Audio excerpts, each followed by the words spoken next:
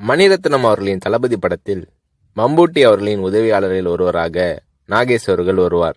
நாகேஷ் அவர்களிடம் 10 நாள் கால்ஷீட் வாங்கி இருந்த போதிலும் படத்தில் நாகேஷ் அவர்கள் நடித்த 3 காட்சிகள் மட்டுமே இடம்பெற்றிருந்தன.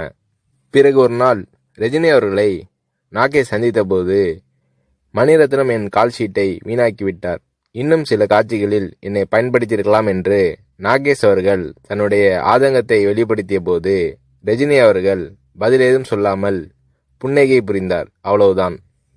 பின்னர் தான் நாகேஷ் அவர்களுக்கு ரஜினி அவர்களின் மௌனத்தின் அர்த்தம் புரிந்தது.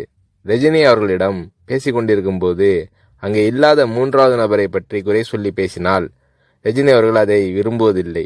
3வது மனிதரை பற்றி பேசுவதோ விமர்சிப்பதோ நாகரீகம் இல்லை என்பது ரஜினி அவர்களின் பாலிசி.